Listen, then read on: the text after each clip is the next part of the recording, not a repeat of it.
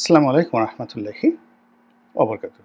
সম্মানিত দর্শক, ইসলামের ইতিহাসের সবচেয়ে মহান এবং সবচেয়ে জ্ঞানী, যাকে হিকমতওয়ালা ব্যক্তি বলা হয়, যাকে জ্ঞানের শহরের দরজা বলা হয়, তিনি হলেন হযরত আলী রাদিয়াল্লাহু তাআলা আনহু।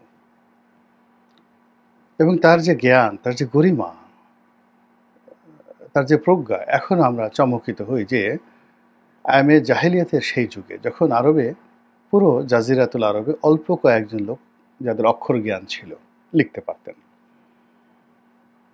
এবং সে অক্ষর জ্ঞান মানে কি? আমাদের এখন যদি এবিসিডি বা ক খ গ ধরি বা আরবিতে আলিফ বা তা আছা ধরি, এই বর্ণমালাগুলো তখন পরিপূর্ণভাবে ছিল না। জের জবর পেশ ছিল না আরবিতে। এবং এখন যতগুলো শব্দ রয়েছে, তার অক্ষর রয়েছে, তার অর্ধেক অক্ষরও ছিল না। বাইরের কোনো বই ছিল না, এবং কিছু বই ছিল হিব্রু ভাষাতে, কিছু বই ছিল হিব্রু ভাষাতে। আরবি ভাষাতে ওইভাবে আসলে লিখিত কোনো বই ইয়ামেনে, হাদ্রামাউতে, নজদে, তারপর হেজাজে, ইয়াসরিবে মানে মদিনাতে এরকম কোনো বইপত্র ছিল না। কিছু ইহুদি পণ্ডিত ছিলেন যারা বসবাস করতেন তায়েফে। কিছু খ্রিস্টান এবং ইহুদি পণ্ডিত বসবাস করতেন, তারা জেরুজালেমে বসবাস করতেন এবং সিরিয়ার রাজধানী দামেস্কেতে বসবাস করতেন। আর যে অঞ্চলটি ছিল সেটা শাসিত হতো ইয়ামেনের শাসক দ্বারা। আবার ইয়ামেনের শাসক তিনি আবার ছিলেন সাব কমান্ডার। ওখানে রেভিনিউ নাই, কিচ্ছু নেই। লোকজন ট্যাক্স দিবে কি, সৈন্যবাহিনী বহন করবে কি? হয়তো ওখানে রাজা বলতে এই ২০-২৫ জন বডিগার্ড নিয়ে একজন রাজা ছিলেন ইয়ামেনের। তিনি মূলত মক্কা মদিনার এই অঞ্চলের বাদশা ছিলেন। আর মক্কা মদিনা এই এলাকাটি মূলত স্থানীয় গোত্ররা চালাতেন।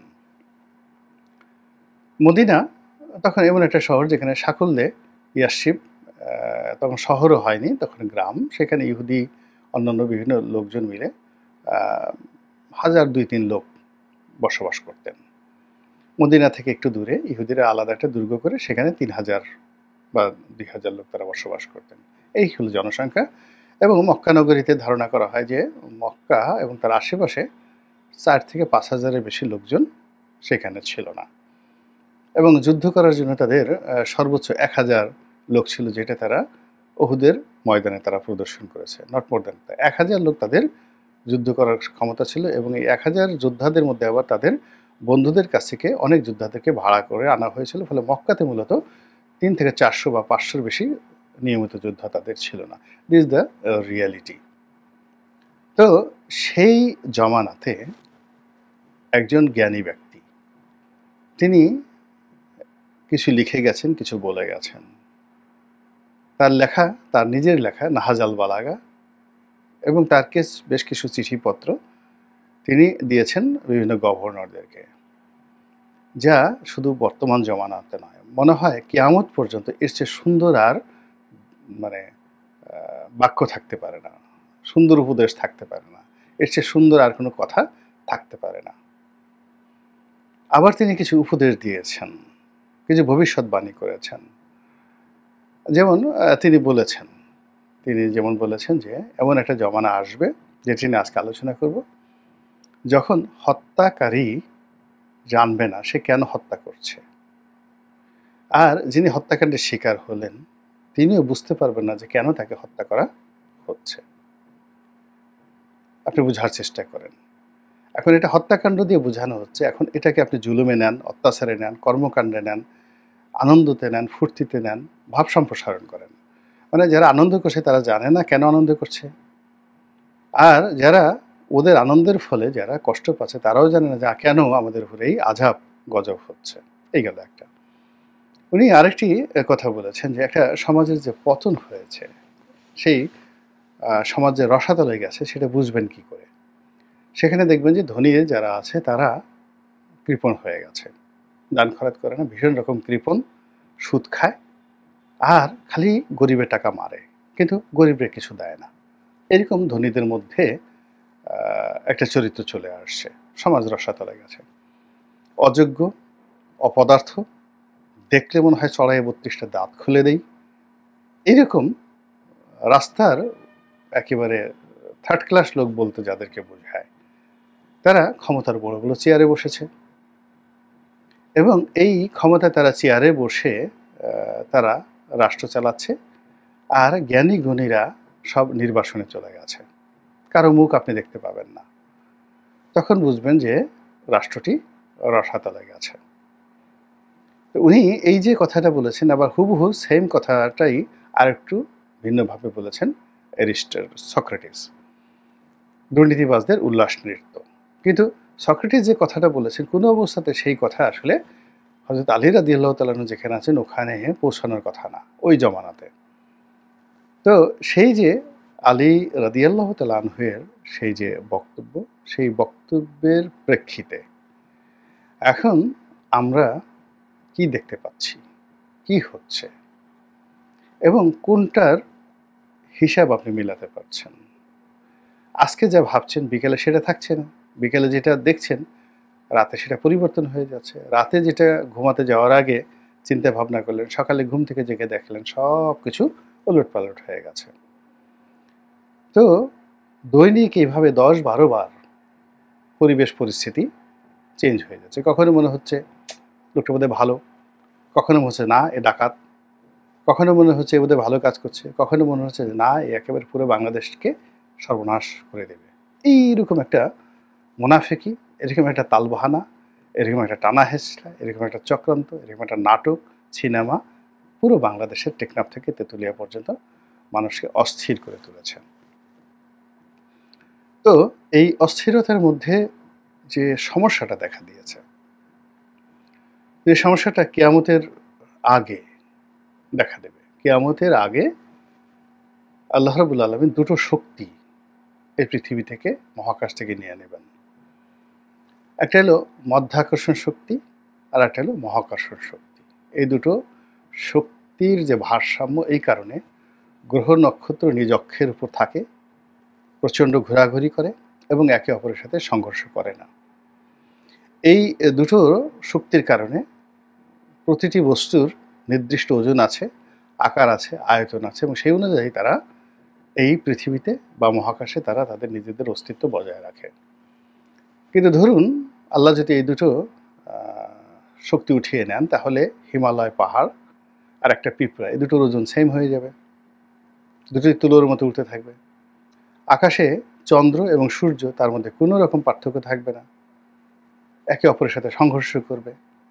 বাতাসে, প্রচণ্ড বাতাসে তুলার মতো চন্দ্র, সূর্য, গ্রহ, নক্ষত্র, পাহাড়, পর্বত, ভূমি সব কিছু উঠতে থাকবে এবং এটাই আমাদেরকে কিয়ামতের ময়দানে নিয়ে যাবে। ইসরাফিলের সিঙ্গার যে ফুক, বিগ বাং, অর্থাৎ বিগ ব্যাংয়ের মাধ্যমে, অর্থাৎ প্রচণ্ড একটা শব্দের মাধ্যমে পৃথিবী তৈরি হয়েছিল, আবার এরকম একটা শব্দের মাধ্যমে এই পৃথিবীর এই দুটো শক্তি চলে যাবে এবং কিয়ামত শুরু হয়ে যাবে।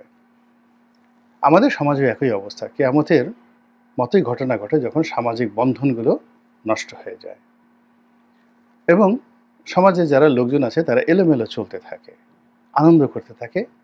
লোক মরে গেছে, পিতামাতা মরে গেছে, কিন্তু সে ভীষণ রকম আনন্দ করছে। আবার দেখা গেল যে বিরাট একটা সুসংবাদ, স্বর্ণের খনি পাওয়া গেছে, কিন্তু মানুষ বুঝতে পারছে না, সে কান্নাকাটি করছে, ভীষণ রকম কান্নাকাটি করছে। এটাকে আপনি কী বলবেন? মাতাল। এবং কিয়ামতের ময়দানে এই ঘটনাই ঘটবে, পৃথিবীর সব স্বর্ণ বের করে দেওয়া হবে। লোকজন বলবে হায় আল্লাহ, কী ধরনের কথা, এত স্বর্ণ তোমার কাছে ছিল, অথচ এর এক টুকরা স্বর্ণের জন্য কত মানুষ খুন করেছি। পিতার কাছে যাবে, পিতা বলবে আমি তোরে চিনি না। স্ত্রীর কাছে যাবে, স্ত্রী বলবে আমি তোরে চিনি না। তখন লোকজন আফসোস করে বলবে হায় আল্লাহ, এর রূপে মুগ্ধ হয়ে আমি কত অন্যায় করেছি, গুনাহ করেছি। তো এইরকম একটা পরিবেশ পরিস্থিতি কিন্তু মাঝে মধ্যে আমাদের এই সমাজে, বিশেষ করে যুদ্ধকালীন সময়, দুর্ভিক্ষের সময়, বিপদের সময়, ভয় পাওয়ার সময় এরকম ঘটনা ঘটে। ধরুন পিতা আর ছেলে হাঁটাহাঁটি করছে, কোলে নিয়ে ঘুরছে, অল অন এ সাডেন পিছনে দেখলো যে 3-4টে বাঘ চলে আসছে। খুব অল্প লোক মাথা ঠিক রাখতে পারবে। ছেলে যদি কিশোর হয় সে পিতার হাত ছেড়ে দিয়ে দৌড় দেবে। পিতা যদি খুব বেশি মানে এক্সট্রাঅর্ডিনারি পিতা না হয়, সেও পুত্রকে ছেড়ে একটা দৌড় দিবে। এই হলো স্বাভাবিক অবস্থা। তো সেই দিক থেকে এখন বাংলাদেশে আসলে কি ঘটছে, আমি আমার মাথায় ঢুকছে না, এটা কি কিয়ামত, কিয়ামতের পূর্ব লক্ষণ? যারা আনন্দ করছে তারা কেন করছে তাও বুঝছি না, যারা ভয় পাচ্ছে তারা কেন ভয় পাচ্ছে তাও বুঝছি না। আওয়ামী লীগকে নিষিদ্ধ করা হয়েছে, ভালো কথা। জামাতের নেতৃত্বে এই ঘটনা হচ্ছে, জামাত তো এখনও নিষিদ্ধ। তো জামাত যেখানে নিষিদ্ধ এবং এখন পর্যন্ত তারা তাদের নিবন্ধন ফিরে পায়নি, তাদের প্রতীক দাঁড়িপাল্লা ফিরে পায়নি, এবং রাজনৈতিক দল হিসেবে সরকারি যে স্বীকৃতি, সেই স্বীকৃতিটি তারা এখন ফিরে পায়নি। তাদের মামলা মোকদ্দমাগুলো এখন পর্যন্ত, সব মামলা মোকদ্দমা এখন পর্যন্ত উঠানো হয়নি, অথচ তারা আনন্দ করছে, ভীষণ রকম আনন্দ করছে। তারা আওয়ামী লীগ নিষিদ্ধ করার জন্য এগিয়ে আসছে এবং তারা সর্বশক্তি নিয়োগ করেছে, অথচ তাদের নিজেরাই কিন্তু তারা এই অবস্থার মধ্যে পড়ে গেছে। কেন এই কাজগুলো করা হচ্ছে? জামাত এই মুহূর্তে কেন খুশি, আমি এটা বুঝতে পারছি না। দ্বিতীয়ত, আওয়ামী লীগ নিষিদ্ধ হওয়ার ফলে সবচেয়ে বেশি খুশি হওয়ার কথা বিএনপির। কিন্তু বিএনপি খুশি হচ্ছে না। বিএনপি কেন খুশি হচ্ছে না, এটাও অনেকে বুঝতে পারছে না। বিএনপি আশঙ্কা করছে যে জামাতকে যেভাবে নিষিদ্ধ করা হয়েছে, আওয়ামী লীগকে যেভাবে নিষিদ্ধ করা হয়েছে, এটা যদি স্বাভাবিক গতিতে চলতে থাকে তাহলে বিএনপিকে নিষিদ্ধ করা অনেকটা 1-2 আলু ভর্তার মতো। তো সেই নিষিদ্ধ যখন হয়ে যাবে তখন আর বিএনপির প্রতিবাদ করার ক্ষমতা থাকবে না, বিএনপির জন্য কান্না করার কেউ থাকবে না। এর কারণ হলো আওয়ামী লীগ যখন নিষিদ্ধ হয়ে গেছে, বিএনপি নিষিদ্ধ, মানে জামাত নিষিদ্ধ হয়ে গেছে, জাতীয় পার্টি যদি নিষিদ্ধ হয় একইভাবে, ফলে পুরো রাজনৈতিক অঙ্গনে একেবারে একটা মানুষ থাকবে না। কিয়ামতের ময়দানে যেভাবে সব নিঃস্ব হয়ে যাবে, কিচ্ছু থাকবে না। এবং যখন আল্লাহ রাব্বুল আলামিন ডাকবে, ইয়াউমাহুম বারিজুন আলা ইয়াকফা আলাল্লাহি মিনহুম শাইউন লিমানিল মুলকুল ইয়াউম লিল্লাহিল ওয়াহিদিল কাহ্হার। তো এই যে নীরব নিস্তব্ধ সমস্ত কিছু শেষ করে দেওয়ার পরে তখন আল্লাহ জিজ্ঞাসা করবে সৃষ্টিকুলকে, এই দিনের মালিককে। তো এই পৃথিবীতে যদি আপনি এখন আওয়ামী লীগ শেষ, বিএনপি শেষ, জামাত শেষ, কোনো রাজনৈতিক লোকজন নেই, সবাই ইয়ানফসি করে দৌড়াচ্ছে, কেউ কার কাছ থেকে কোনো সাহায্য পাচ্ছে না, কোনো নেতা নাই, সব ইয়ানফসি আমজনতা। এখানে রাজা নাই, এখানে নেতা নাই, চেয়ারম্যান নাই, মেম্বার নাই, কোনো কিছু নাই। আর তখন যদি কেউ ডাক দিয়ে বলে তুমি কে, আমি কে, সবাই বলো আমি কে, তখন কি ধরনের আওয়াজ উঠবে সেই শূন্যতার মধ্যে? আমরা কি সেদিকে এগুচ্ছি? আমরা কি একটি বিরাজনীতিকরণের যে মহাছক, সেই ছকের মধ্যে সবাই পড়ে গেছি? আমাদের দেশে রাজনীতির বাইরে অন্য কোনো নীতি কি প্রতিষ্ঠিত হতে যাচ্ছে? আমাদের এই দেশটি কি স্বাধীন এবং সার্বভৌমত্ব নিয়ে যেভাবে বেঁচে আছে, এটি কি অক্ষুণ্ণ থাকবে? পতাকা ঠিক থাকবে? পাসপোর্টের রং ঠিক থাকবে? আমাদের ভৌগোলিক সীমানা কি ঠিক থাকবে? বাড়বে, কমবে, না স্থিতিশীল থাকবে? এরকম অসংখ্য ভয়, অসংখ্য প্রশ্ন, অসংখ্য দ্বিধা, দ্বন্দ্ব মানুষের মনে ভর করেছে।